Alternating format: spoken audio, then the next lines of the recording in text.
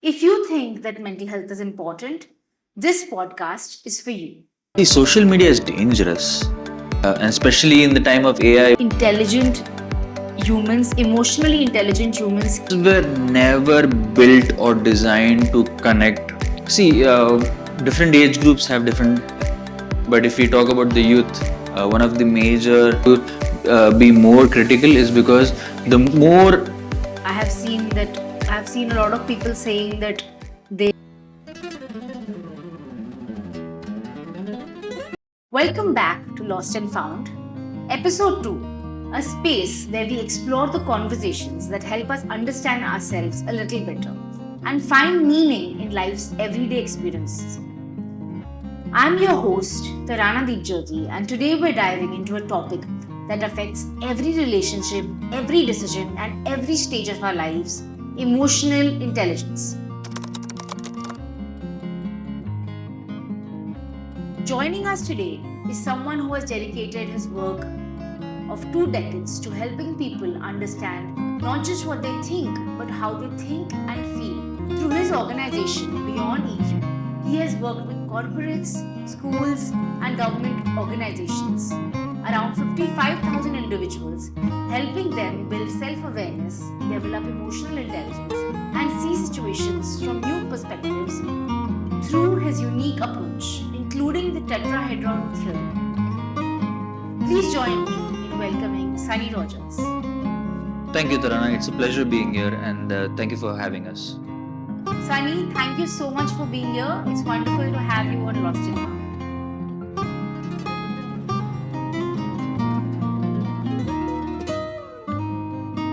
I'd like to start with asking you about your journey. What was your journey like discovering, researching, and training people on emotional intelligence? How did it start? How did it go? See, I had a very colorful childhood. So there was a lot of ups and downs. And so for me, it was very important that I am able to self-manage myself. And so that's how I started exploring self-help books. That's where I came across emotional intelligence. And since I have came in contact with emotional intelligence, I have not been able to stop. So that is how addictive it is. Since the last 10 years, I've dedicated my life towards understanding, strengthening, and improving emotional intelligence, not just for myself, but also trying to help others leverage it. That's really nice. So, first and foremost, I would like to know that is there a difference between emotions and feelings? Absolutely. Emotions are more physiological in nature, and feelings are more cognitive in nature. You generally do not have much control on your emotions, but you definitely, with practice, feelings can be managed much better. So, can we say that emotions are facts and feelings are interpretations of those facts, like stories or fiction? In one way, yes, you can. Like I said, because emotions are more physiological in nature, it's, for example, breathing hard, palpitation, sweating. So all those things you cannot really control. But then at the same point in time, even feelings can trigger emotions. So I would say they are interlinked and they're interconnected, but they're not the same. So, beyond the textbook definition, how would you define something like emotional intelligence? So generally, emotional intelligence is thought about, it's seen as how do you manage yourself, your emotions and feelings, how do you manage, how do you regulate your emotions and feelings, and how do you interact with people. But then I have come to realize that it goes beyond that. Emotional intelligence is something that you not only have to internally regulate and manage, but you can also influence others as well. And that is where the key is. So that's the reason why emotional intelligence becomes so much important in a person's success. That's quite insightful. Thank you. Have you ever misjudged someone's emotions or someone's behavior towards you, even though you're in this profession? Yes, initially there was a lot of mistakes that I made, and that is when I realized that there's something that needs to be done to be able to be foolproof when you're interacting with people, when you're managing people. And that's when we came up with the pattern based recognition part of our HumanEdge 3.0. So that is what helps us not misjudge or not jump into conclusion when you're dealing with people. So that part of being able to see the patterns helps a lot. Yeah, because patterns really show what like one-time incidents can't. Absolutely. And patterns are more concrete. So I think, we can depend on it more than just judging. Right. And are there times when your own emotional intelligence has failed you, even though you have been practicing for so long? Absolutely. I would like to clarify one thing to everybody, that no matter how good you are at emotional intelligence, you can never master it. So when I hear people say emotional intelligence expert, there is no expert in emotional intelligence. We are all learning, we are all coping, we are all trying our level best. So when it comes to emotional intelligence, definitely there has been situations where I'm not able to manage myself as well, especially when it comes to mom's or my partner's health and well-being. Those are certain situations where I also get a little vulnerable, and I also get a little emotional. So yeah, nobody is immune to it. So, Sunny, what is one common mental health concern that no one's really talking about? See, different age groups have different, mental health concerns and different needs.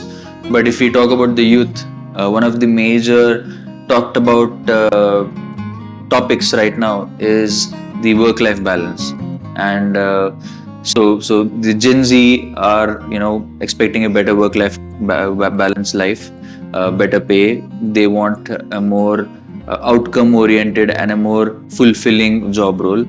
But at the same point in time, expectations are one thing, and reality is one thing. So one of the major mental health concerns that I feel is that people have this bubble of expectations that this is how it should be, but when it comes to reality, it's not.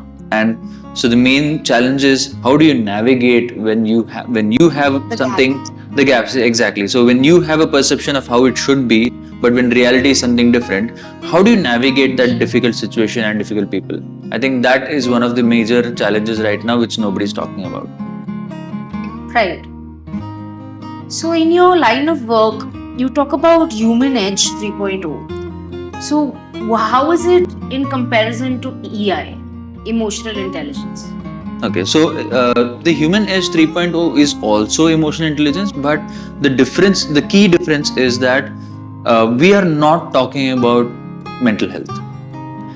Why? Because to be honest, most people don't want it, and they don't want it unless it's the point where they are having chronic depression or suicidal thoughts, or it's too much to bear. The difference between HumanEdge 3.0 and regular emotional intelligence is, in HumanEdge 3.0, we are talking about how can you leverage emotional intelligence as a tool to succeed in life.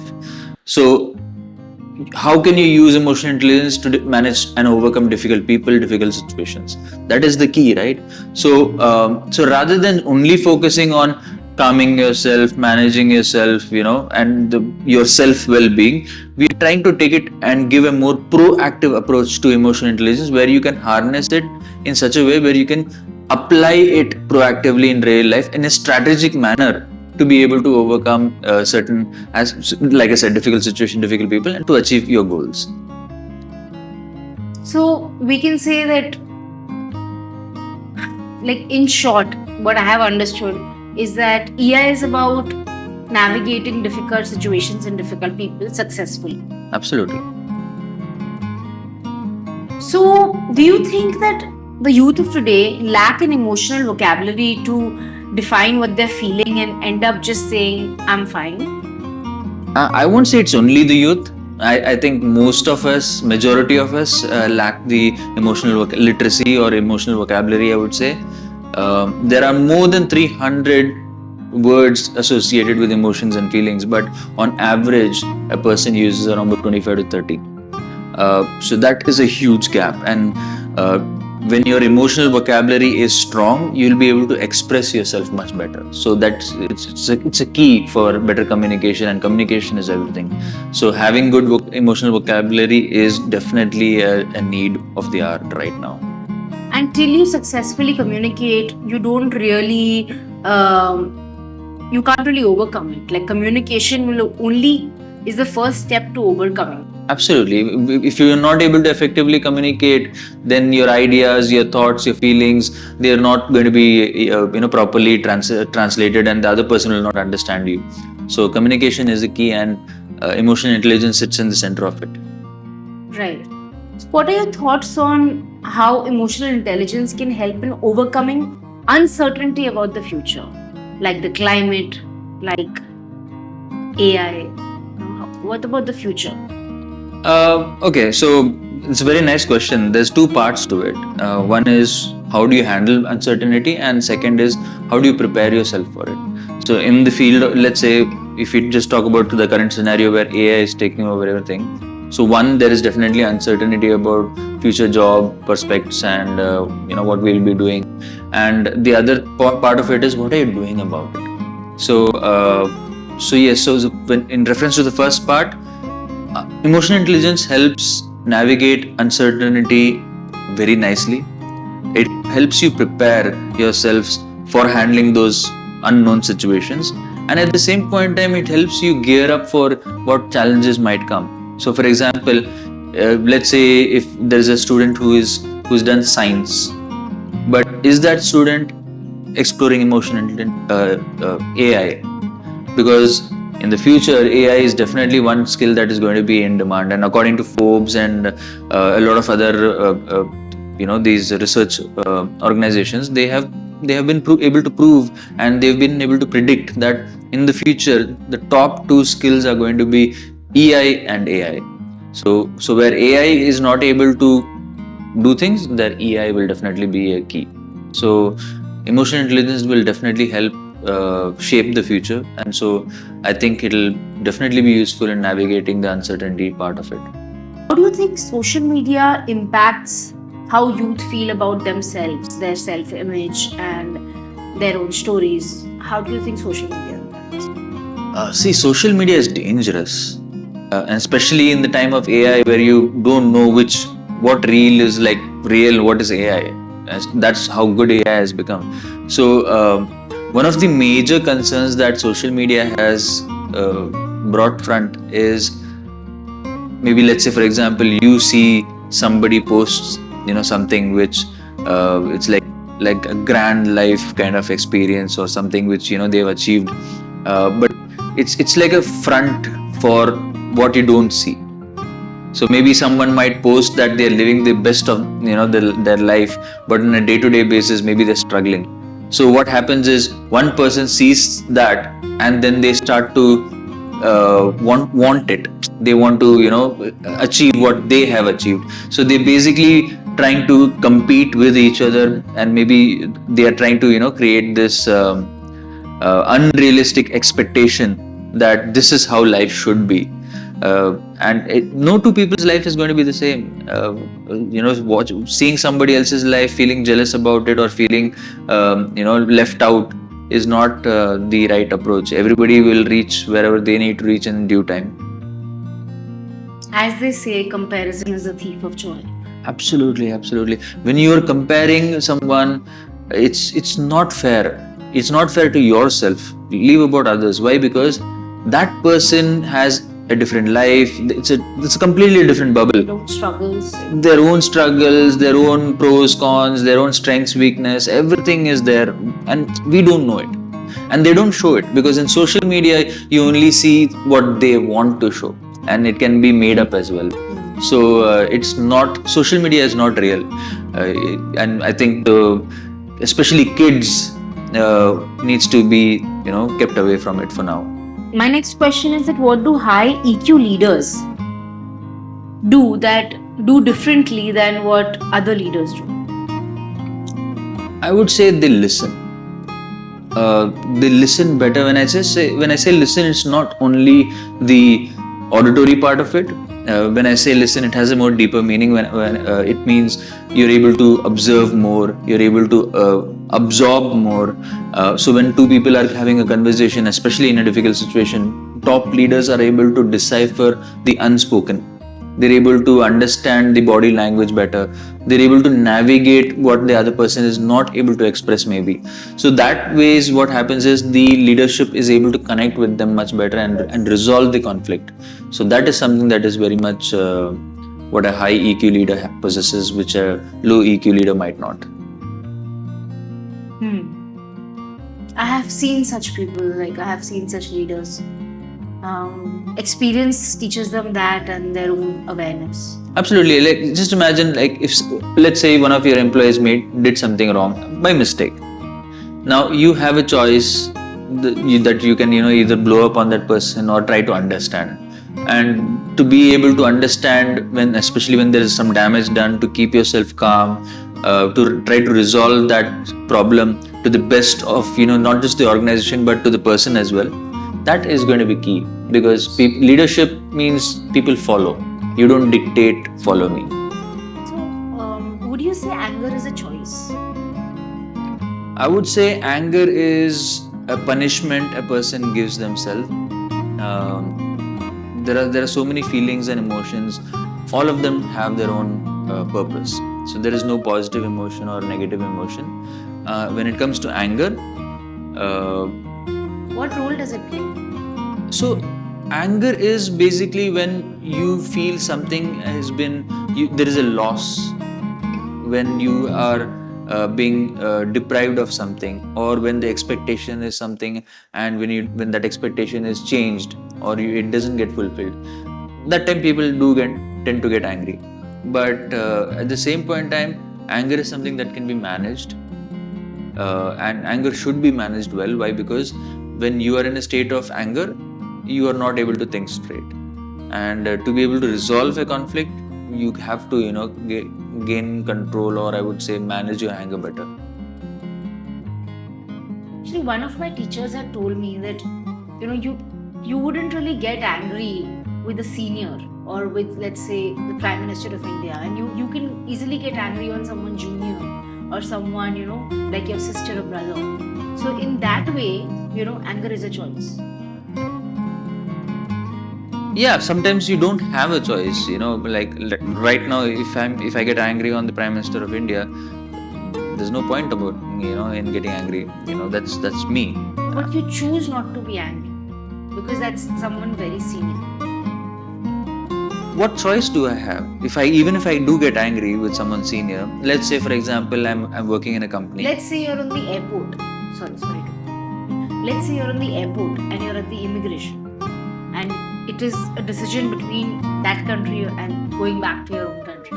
So in that situation, however angry a person is generally, they would not get angry because they want something and it would be denied to them, or they would fall in trouble like going to jail if they get angry. See, this is where the emotional vocabulary comes into play. So you might be frustrated, okay, but after frustration, you have a choice. If you get angry, you know that the consequences might be against you more. Okay, so there you don't really have a choice. You have to suppress it no matter what. And there are people who blow up, but then it blows up back on them. So you have to, maybe it might be frustrating, but you have to maybe put a cap on the bottle and, like, let's say that I'll not let this fizz release now, and I have to put my head down and just go through it, because I don't have anything in control. So main point is, if you feel that you have some amount of control, if you feel that you can do something about it, then you'll get angry because you'll try to show it. But if you know for a fact that whatever you do, no matter how much angry you get, you can't do anything because the outcome is still going to be the same, then it's easier to cap it and control it. So just to close this question, basically, to be able to navigate emotions like anger, it's daily choices we make to be able to make our reactions and responses more better.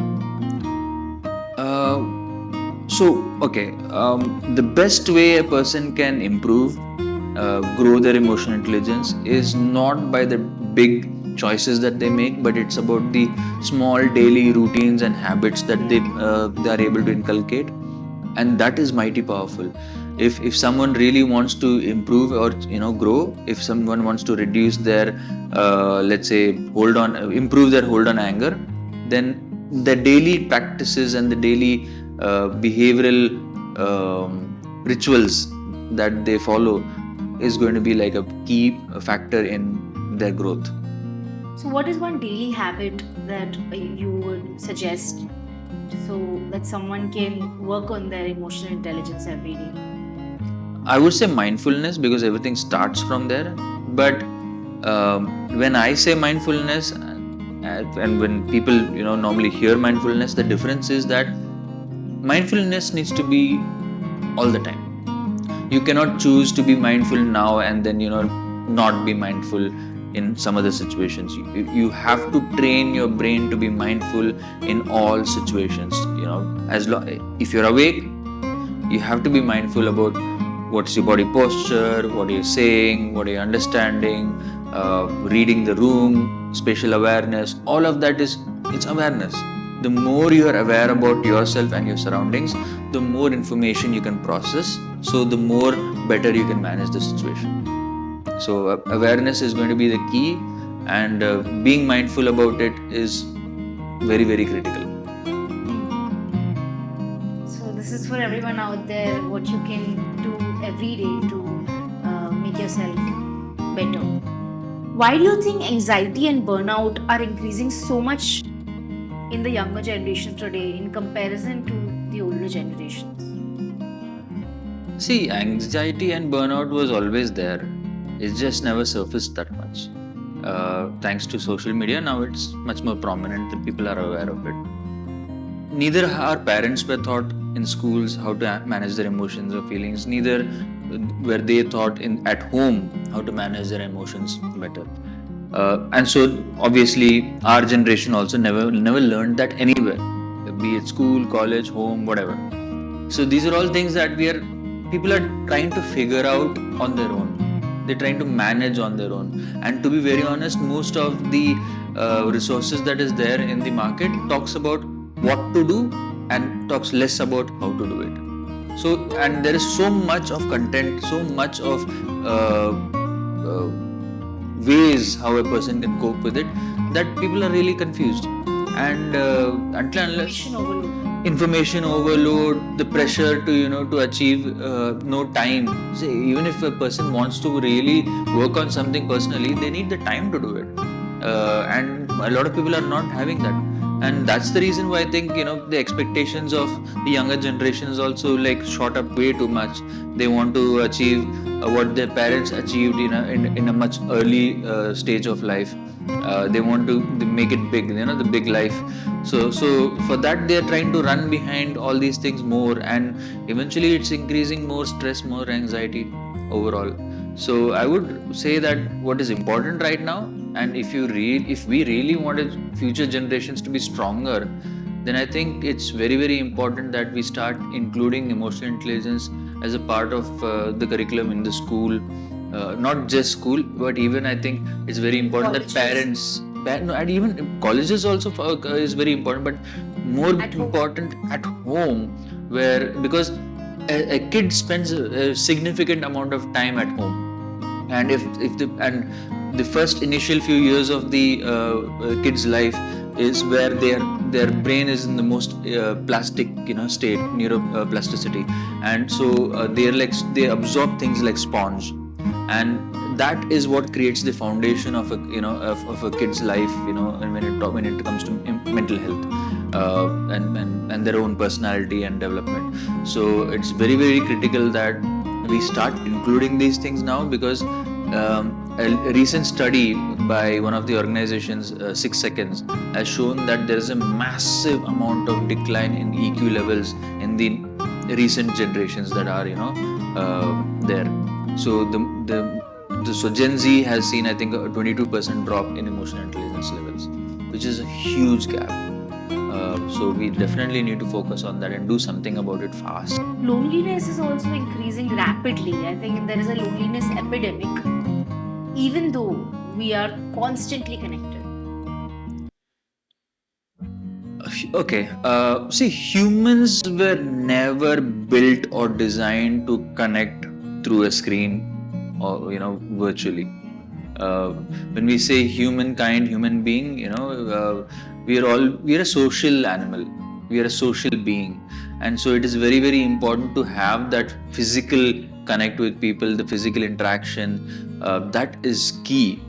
You cannot sustain by being virtual, and so that is one of the key reasons why it's so painful and so difficult, that even though a person has a lot of friends on their Instagram, on their WhatsApp, but the real connect is missing.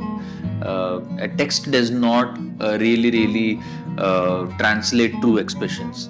If I say I'm concerned for you, if I type that and send, in comparison to me sitting in front of my friend and saying I'm concerned for you, there's a huge difference. And right now, because everything has gone all virtual, that human connect, that human link is terribly being missed. And no amount of followers or friends on your Facebook is going to fulfill that. What percentage of friends do we really talk to from our Instagram and Facebook? So that doesn't really help. We might have a lot of connects, but actual connections is missing. I've seen a lot of people saying that they were at the hospital with their family members and they really called all of their friends and none of them really came. Absolutely. So, really being there for somebody, being a friend, is something that people nowadays don't really understand. I mean, like, I absolutely hate this good morning forwards, because there is absolutely no emotion or feeling, related to it. It's just another forward, just another click. If somebody sends me a good morning forward, I don't really feel that they really wished me good morning. I would rather prefer to type and say good morning to someone than just do a forward. What is something AI can't do that genuinely intelligent humans, emotionally intelligent humans can do? I would say the emotional connect, being there for someone. AI might have all the information and the knowledge, but being able to translate it and connect with the person, even if AI can achieve that in the future, as of now, I don't see that happening. Human behavior is very complex, human emotions are very complex, and you need to have a human touch to it, a human connect to it. There have been cases where AI has recommended someone to commit suicide. AI has not been the best advisor. From a human being's standpoint, at least they will not say, yes, suicide is an option. So AI still has a long way to go when it comes to connecting with people, and so currently AI, what it can do is simulate feelings and emotions. It doesn't have emotions and feelings of its own, so it cannot really truly connect with a person. My last question for today is that as AI gets better reading tone and sentiment, does human EQ become more or less valuable? I would say more valuable, because AI can automate things that has patterns, that has maybe, let's say, a repetitive process. But when it comes to emotions and feelings, like I said before, there's a limitation to what it can do. Why emotional intelligence is going to, and AI is going to be more critical, is because the more AI takes over work, the only work related to emotional intelligence is the work that is safe. The people to people interaction and the people related work are the only jobs that are safe from AI for now.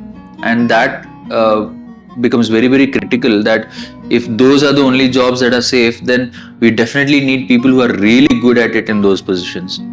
So that there is going to be a definite struggle in the future. And like I said, EI and AI are the top two skills in the market, and by 2030 you're definitely going to see a huge shift.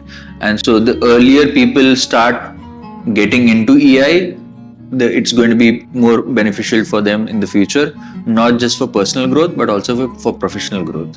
So, I would like to wrap up by asking you that if someone wants to learn AI, whether it's a teacher or someone in the government, or whether it's a student, how do you go about it, and how can you all help, and what does Beyond EQ provide in terms of services, so that they can reach out and possibly train themselves for it?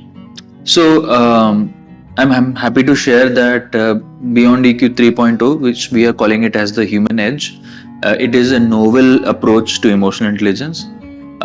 We have an emotional maturity model which has mapped the skills and competencies required for a person to be at different levels of the EMM. It's different for government officers, it's different for corporate, it's different for teachers, and it's different for students. So number one, we customize whatever content is there because we have it in modular format and we have all the skills competencies mapped. So because of that, that helps us become very flexible. So we are able to tailor make workshops and interventions in reference to what the actual need is. So we are able to offer these services in the form of half-day workshops, full-day workshops, let's say a 3-day residential workshop or a retreat, or a 5-day residential workshop or a retreat.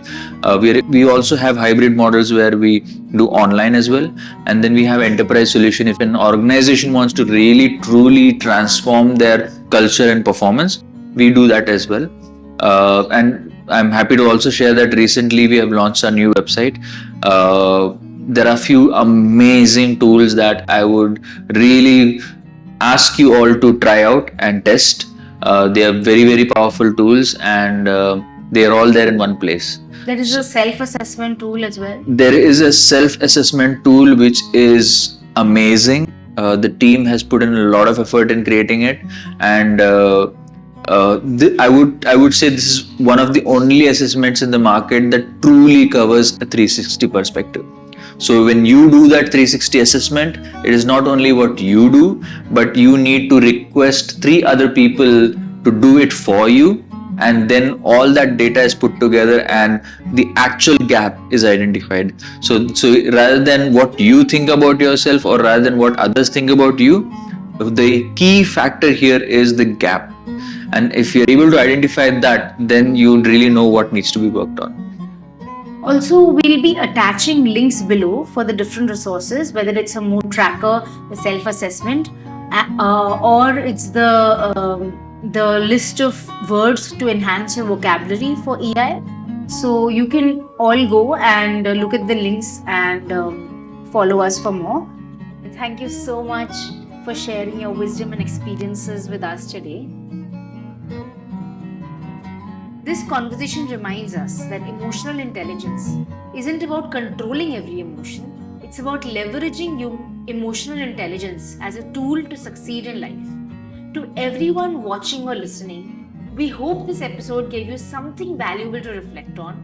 Even if one insight stayed with you today, take it into your everyday life, because small shifts in awareness often create the biggest changes. If you enjoyed this episode, don't forget to like, share, and subscribe to Lost and Found. We'd also love to hear your biggest takeaway, so leave it in the comments below. Until next time, keep learning, keep growing, and remember, sometimes what feels lost is simply waiting to be found. Thank you for being with us. See you in the next episode.